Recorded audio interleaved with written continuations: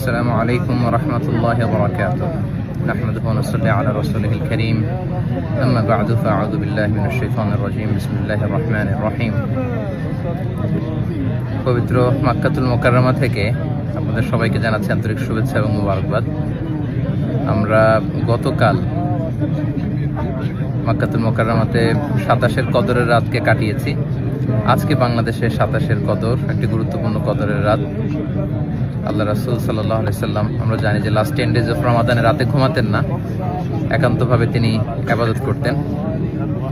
আমরা গতকাল দেখেছি লাখো লাখো ধর্মপ্রাণ মুসল্লিরা কাবার প্রান্তরে কেউ উমরা করেছেন, কেউ কিয়ামুল লাইলে অংশগ্রহণ করেছেন, তারাবিতে অংশগ্রহণ করেছেন। আলহামদুলিল্লাহ, আজকে বাংলাদেশে 27-এর কদরের রাতকে আমরা উদযাপন করছি। আল্লাহ রাসূল সাল্লাল্লাহু আলাইহি সাল্লাম আম্মা জান আয়েশা রাদিয়াল্লাহু তাআলা আনহাকে এই রাতে একটি বিশেষ দোয়া পড়তে বলেছেন। তিনি বলেছেন যে, আয়েশা, তুমি যদি এই রাত পাও তাহলে তুমি পড়বে আল্লাহুম্মা ইন্নাকা আফুউন তুহিব্বুল আফওয়া ফাআফু আন্নী। অর্থাৎ, হে আল্লাহ, আপনি ক্ষমাশীল, আপনি ক্ষমা করাকে পছন্দ করেন, আল্লাহ আপনি আমাদেরকে ক্ষমা করেন। আল্লাহ রাসূল সাল্লাল্লাহু আলাইহি সাল্লাম রমজানের শেষ দশকে যখন পৌঁছতেন, তিনি ইদা জাআল আশরু আহিয়াল লাইলা ওয়া আইকাযা আহলা ওয়া জাদ্দা ওয়া শাদ্দাল মিজহার, সারা রাত জেগে ইবাদত করতেন, পরিবারের সবাইকে জাগিয়ে তুলতেন, ইবাদত করার জন্য বলতেন।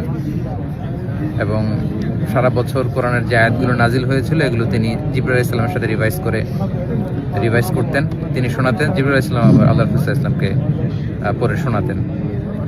তো এই ক্ষমার রাতে আমরা যেন আল্লাহর কাছ থেকে ক্ষমা পেতে পারি, আমরা কায়মানো বাক্যে আল্লাহ তাআলার কাছে ক্ষমা চাই। আল্লাহ যেন আমাদেরকে উতাকা মিনান নার, জাহান্নামের আগুন থেকে রমাদানে যে মুক্তির ঘোষণা দেয়া হয়, সেই মুক্তিপ্রাপ্ত বান্দাদের অন্তর্ভুক্ত যেন আমরা হতে পারি।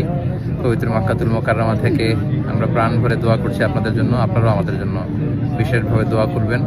এবং স্পেশালি আমাদের হাসানা ফাউন্ডেশনের জন্য আমি দোয়া চাই। ভেরি রিসেন্টলি আমরা একটা ফাউন্ডেশন ফর্ম করেছি, হাসানা ফাউন্ডেশন, যেটার মধ্য দিয়ে আমরা বাংলাদেশের বিভিন্ন শিক্ষা কার্যক্রম পরিচালনা করব।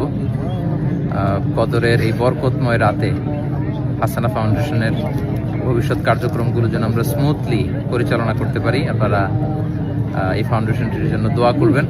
এবং ঈদের পরপরই আমি দেশে আসব।